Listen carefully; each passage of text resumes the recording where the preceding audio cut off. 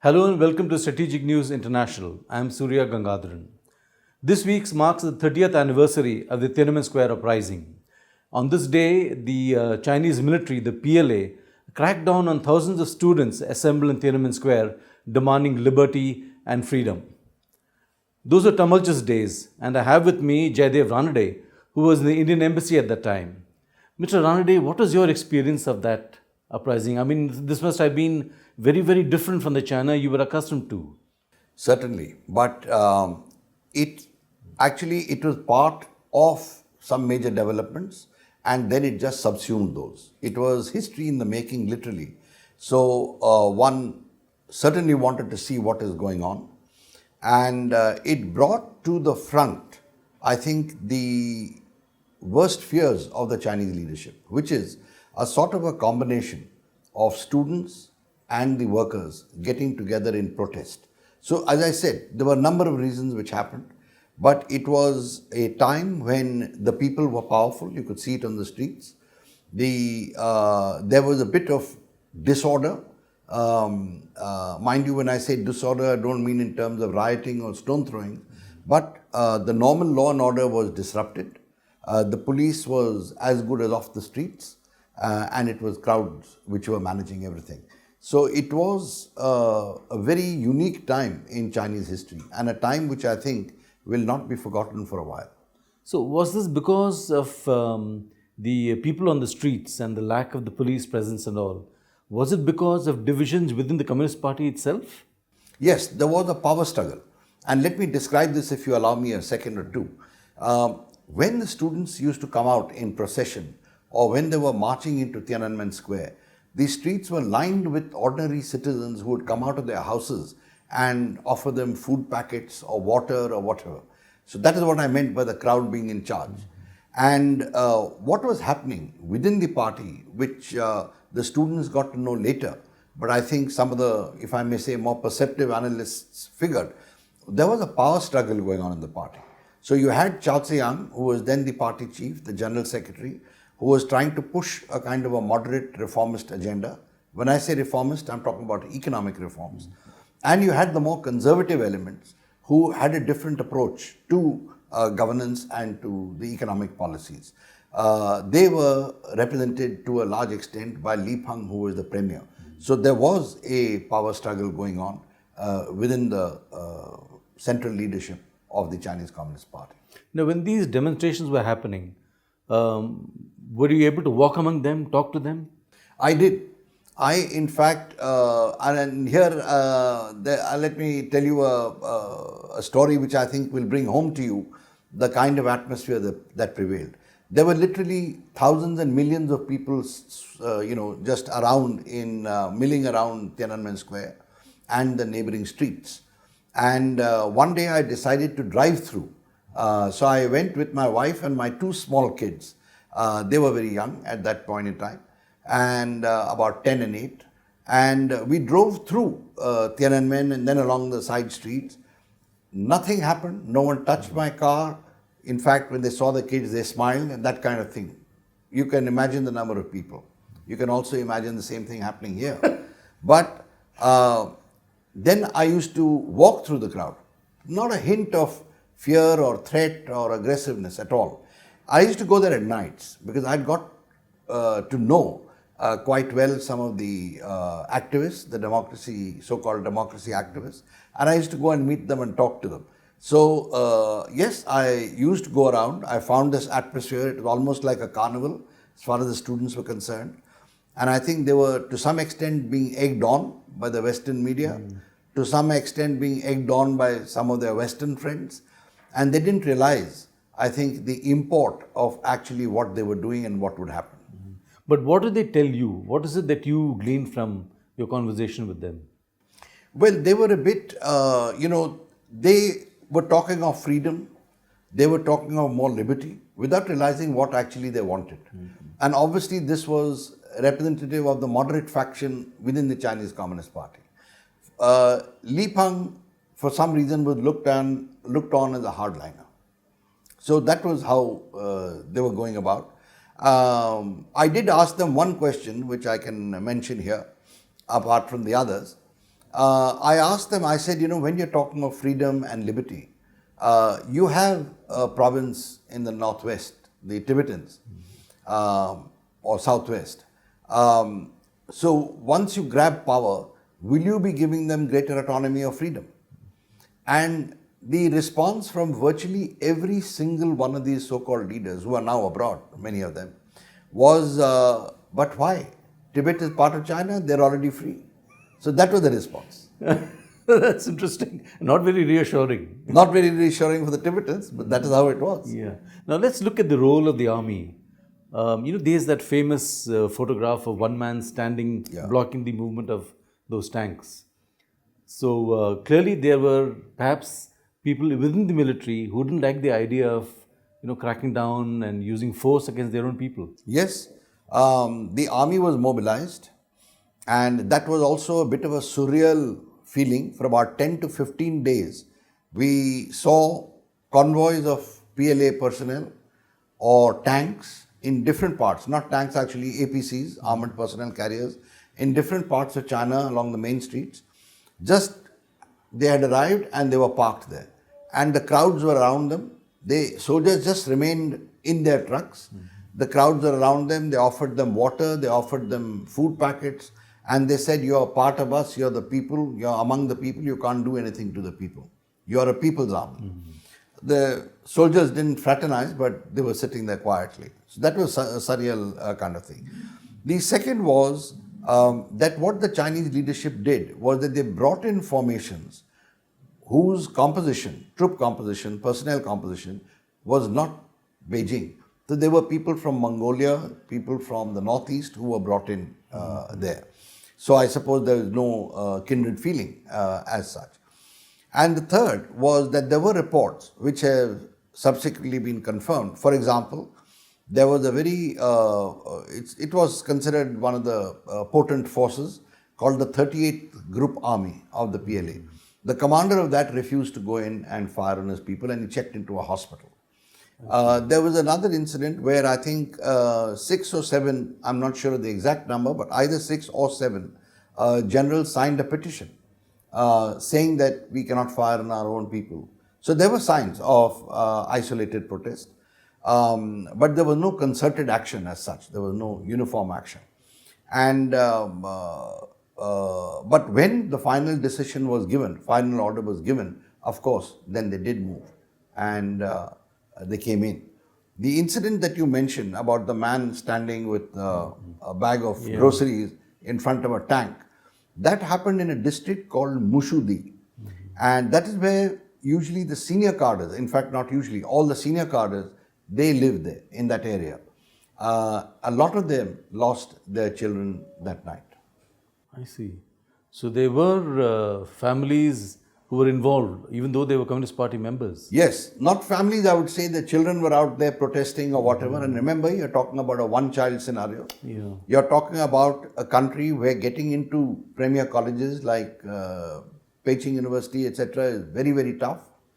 And for them to lose their child would have been a major blow, which is why I say that those scars remain till today. What does this tell you about the army? Is this the people's army? Is it the party's army? Well, it's actually a party's army. It's called the People's Liberation of Army, but it's a party army. Yeah. It is commanded by the party. They have emphasized from the beginning that the party controls the gun. They have a system of political commissar, who's actually a person who monitors discipline and behavior, political behavior in the unit, whether they subscribe to the Communist Party ideology.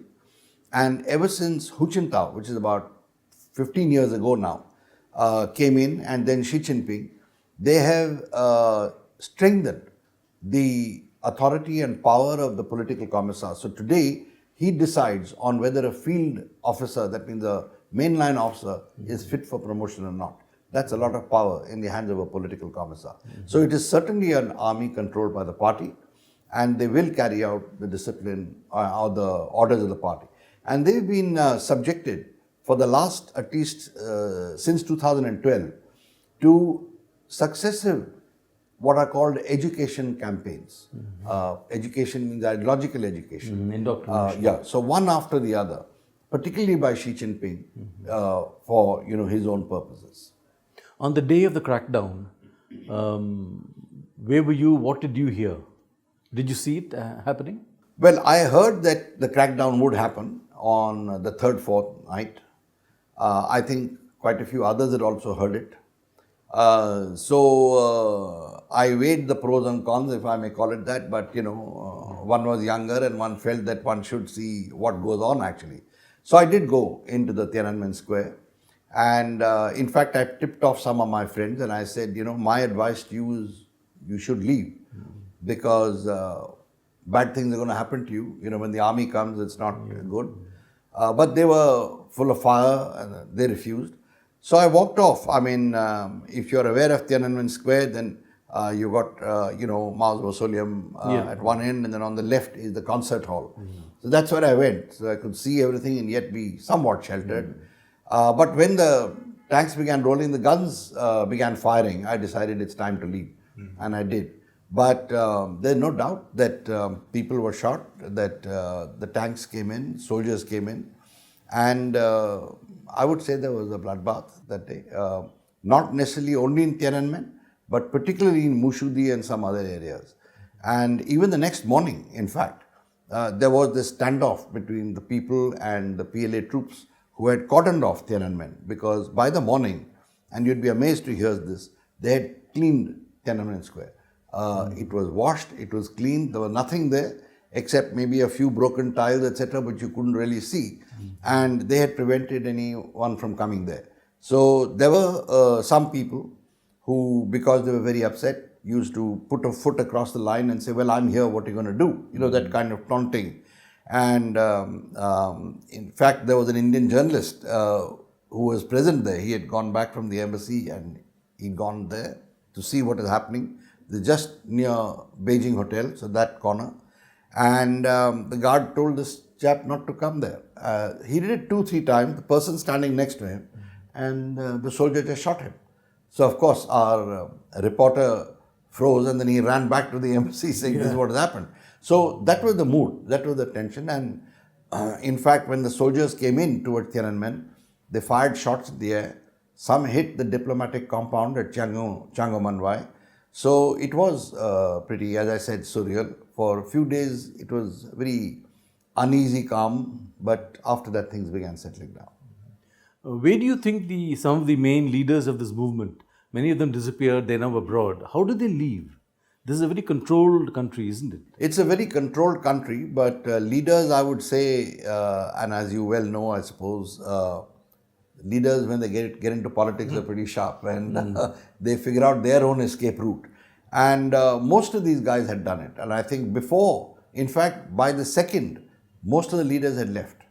I see. And what they did was they managed to get out of Beijing, which was the first hurdle. Once they got out of Beijing, they managed to get into Guangzhou or wherever, and then skip across the border.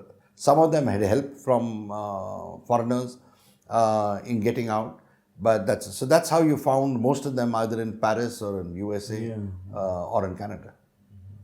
And does it resonate with the youth today, or is it something they've forgotten? Well, I've just returned from China as it was. People don't talk about it openly, but it is very much there. And they were conscious of the fact that this is the 30th anniversary of Tiananmen. And some people have come out. In fact, there was a former lieutenant in the PLA at that time.